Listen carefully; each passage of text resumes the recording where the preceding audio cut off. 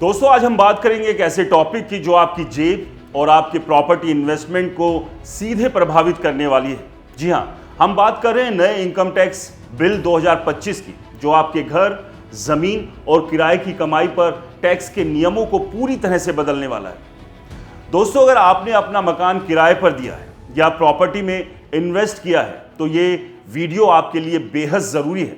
तो चलिए बिना देर किए समझते हैं कि नया कानून आपके लिए क्या लाया है और कैसे बदलेगा आपकी टैक्स के गणित को।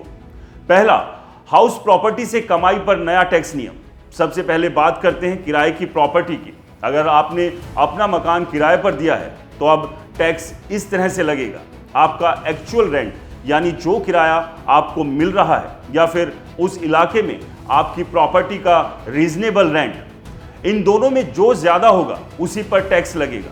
लेकिन अच्छी खबर, अगर आपका मकान कुछ महीने खाली रहा तो टैक्स सिर्फ उन महीनों के किरायों पर लगेगा जितने दिन मकान किराए पर रहा। उदाहरण से समझें, मान लीजिए आपका मकान 6 महीने खाली रहा और 6 महीने 10,000 प्रति महीना किराया पर रहा तो टैक्स सिर्फ 6 महीने के किराए यानी 60,000 पर ही लगेगा। और हाँ, अगर आपका किराएदार देर से किराया देता है और आपको 2 से 3 साल बाद पुराना किराया मिलता है तो अब टैक्स उसी साल देना होगा जिस साल आपको किराया मिला।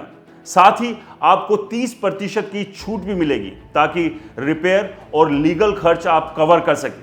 दूसरा, सेल्फ ऑक्यूपाइड प्रॉपर्टी पर क्या बदला।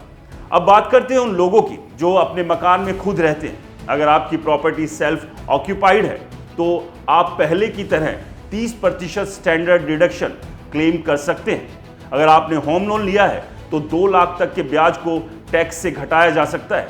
लेकिन ध्यान दीजिए, एक नई शर्त है, मकान का कंस्ट्रक्शन 5 साल में पूरा होना चाहिए, तभी ये छूट मिलेगी।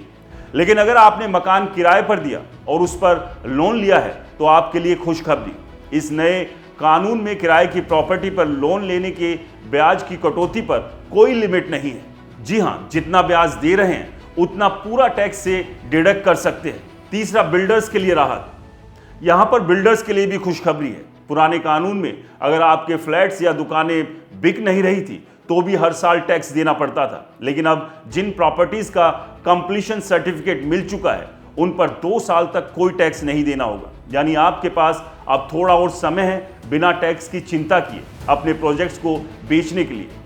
चौथा, को ओनरशिप और लॉस का नया नियम। अगर आपकी प्रॉपर्टी को ओनरशिप में है, जैसे पति पत्नी या भाई बहन के नाम, तो अगर हिस्से साफ साफ बटे हैं तो हर कोई अपने हिस्से के मुताबिक टैक्स देगा। लेकिन अगर हिस्से तय नहीं है तो पूरी प्रॉपर्टी को एक यूनिट माना जाएगा और टैक्स उसी हिसाब से लगेगा। और अगर आपकी प्रॉपर्टी से लॉस हुआ, जैसे किराया कम और लोन का ब्याज ज़्यादा, तो आप साल में 2 लाख तक के नुकसान को अपनी पूरी इनकम से एडजस्ट कर सकते हैं। बाकी का लॉस अगले 8 साल तक कैरी फॉरवर्ड कर सकते हैं, लेकिन वो सिर्फ प्रॉपर्टी की इनकम से ही एडजस्ट होगा। पांचवा, कैपिटल गेन पर नई लिमिट।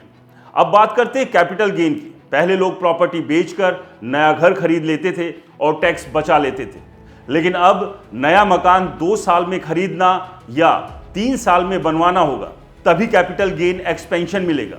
अगर आप नया घर 3 साल के अंदर बेच देते हैं तो long term capital gain tax देना होगा। और हाँ, ये छूट अब 10 करोड़ तक ही सीमित होगी, यानी अब टैक्स बचाने के गलत तरीकों पर भी लगाम लगेगी। छठा, क्यों है ये कानून खास। टैक्स एक्सपर्ट्स का कहना है कि ये नया कानून पुराने सिस्टम की जटिलताओं को खत्म करने के लिए बनाया गया है। इसमें 536 सेक्शन है जो पुराने 298 सेक्शन से ज्यादा है, लेकिन इसे आसान और डिजिटल बनाने की कोशिश की गई है। अब टैक्स सिस्टम ना सिर्फ डिजिटल और डिटेल होगा बल्कि टैक्स पेयर्स को भी ज्यादा समझ में आएगा। खासकर प्रॉपर्टी इन्वेस्टमेंट और किराए की कमाई को लेकर नियम अब पहले से ज्यादा साफ है। तो दोस्तों, ये थी नए इनकम टैक्स बिल 2025 की पूरी कहानी।